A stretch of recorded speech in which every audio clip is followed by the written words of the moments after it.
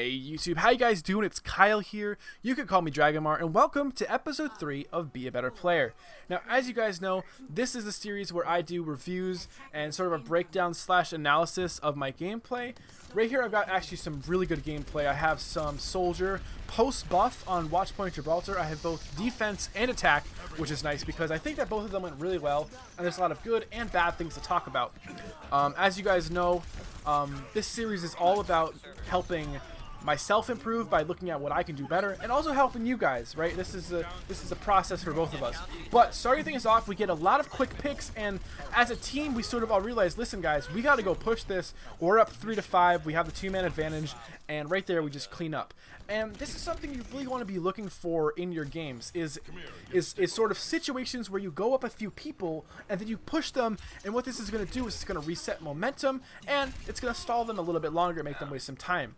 Now right there, we were able to catch an overextended Genji, and what this is going to do is this is going to sort of stagnate the spawns, right? This is going to offset them. He is going to be falling behind a ton, and now guess what? They're in a 5v6 regardless, because he's still respawning because he got caught out. Then they go down another player, so they're in a 4v6, and then we're able just to blow up the Rhine shield. I think it's just kind of a combination of having McCree's soldier and a Roadhog. You're just sort of able to blow up that Rhine shield really fast. But of course I make a mistake here. I see my Roadhog, I'm like, okay, we're safe together over here. I turn the corner, there's like 3 or 4 of them, and I just get taken out, right? And of course, every time I die, it seems like we always just start getting snowballed. The other team is able to get a whole bunch of picks on us, taking down Reinhardt, Anna, McCree, and suddenly I'm up here and I have to make a decision, right?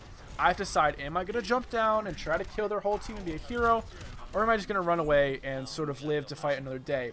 And I think I made the right decision here. I also asked my team, I'm like, do we have enough time? They're like, no.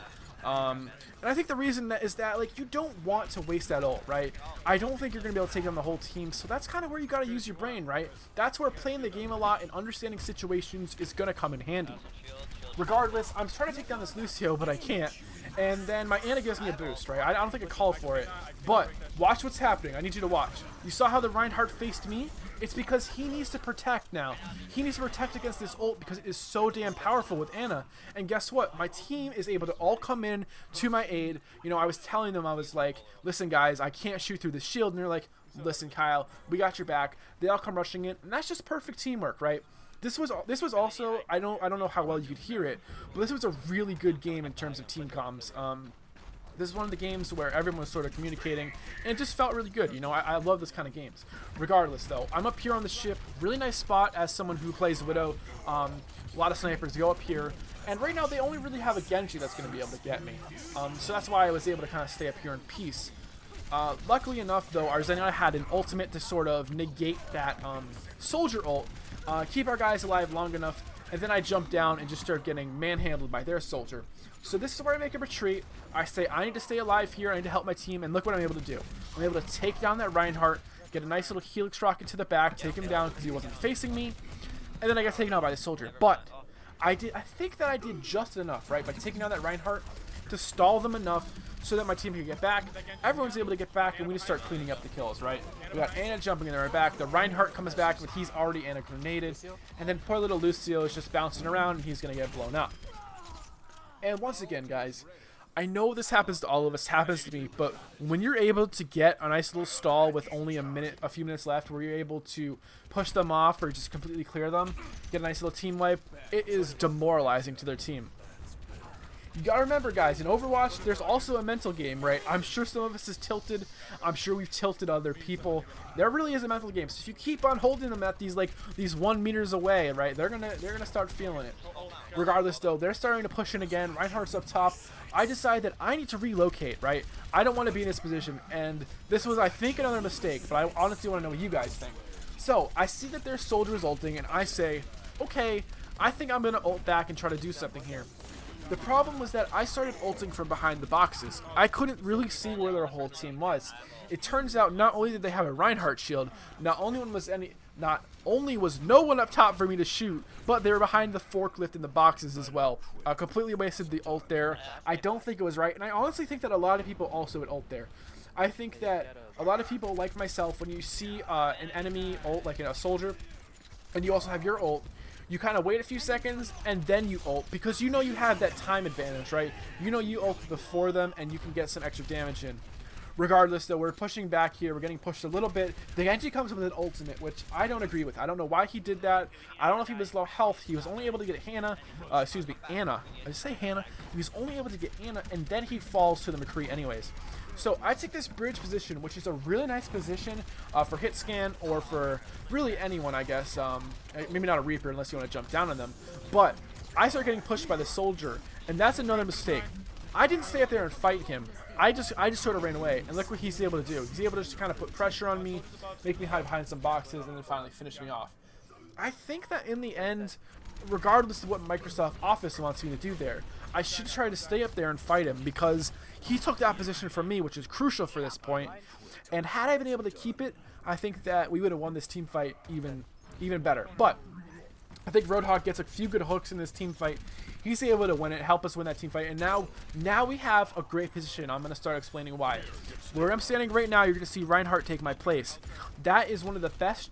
This is one of the best spots to hold, right? This is a perfect choke.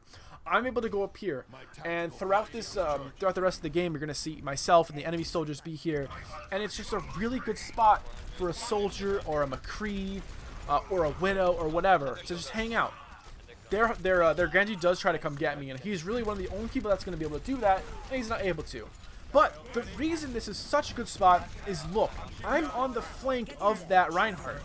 But before we go on that, I want you to watch this ultimate. I want you to pay attention to what happened, right? What happened was that not only did I get Anna, and so obviously this gives me a speed boost, it gives me a damage reduction, gives me a damage boost and everything, right? It's amazing. But they had a Reinhardt. I can't just try to challenge that Reinhardt. I need to get past him. So I jump over the Reinhardt. I take down the Anna. I take down the Lucio. Then I'm able to take down the Reinhardt with some nice Helix rockets. Had I stayed up there, had I not been aggressive like that, had I played more defensive, perhaps, I don't think any of that would have happened, and it would have been a wasted ultimate. Luckily enough, though, I did. And those are some of the situations where you need to learn, you need to adjust on the fly, right? I think I probably took about a quarter of a second to think about that, and I was like, okay, I gotta get past these guys. Anyways, their soldier ults from behind, but luckily enough, our McCree is able to get a nice little Deadeye, take down 3 people, and we are holding really strong right here. I believe they have a soldier left up top. He's gonna try to run across because he needs to get to the payload before they lose. We're able to sort of spray him down as a team. And then this is the point where this could have been really bad, but our Zenyatta had an ultimate.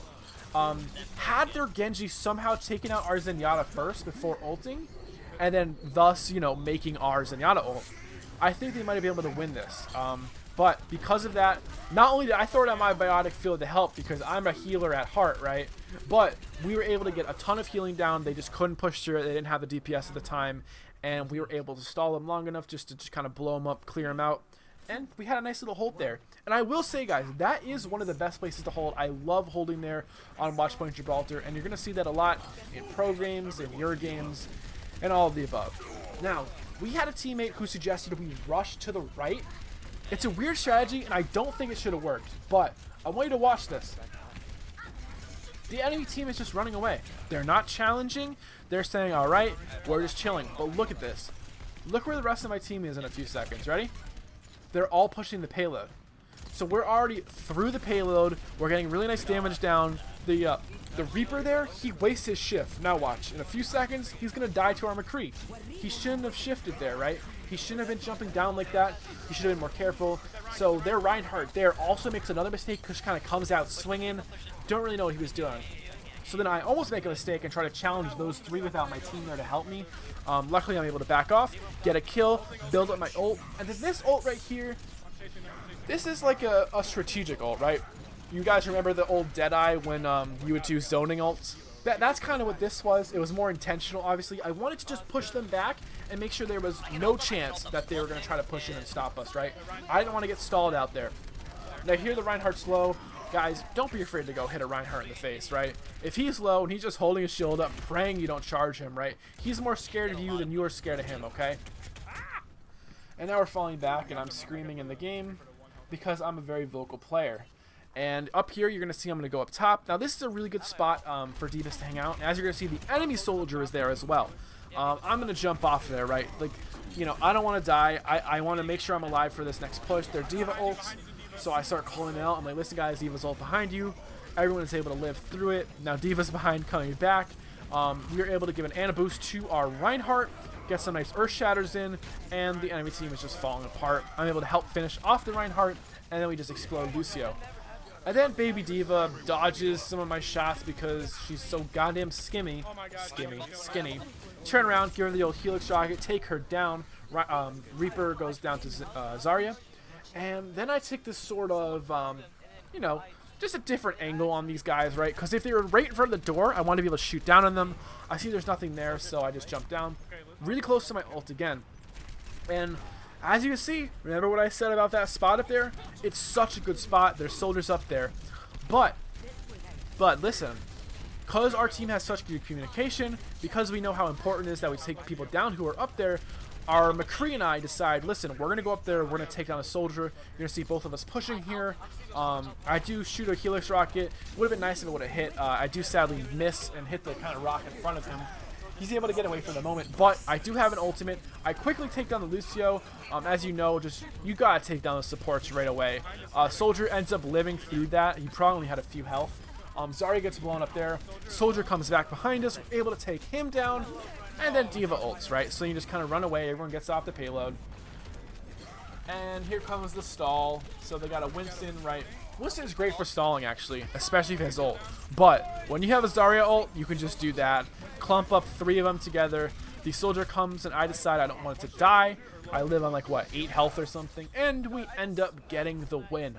So, first of all, I want to say that this win really was a team win, right? This was a lot of communication, a lot of ult synchronization, working together, great positioning not only by myself, but also by my team, and just kind of making plays off of the mistakes of the enemy, right? That's what you got to do if you want to improve.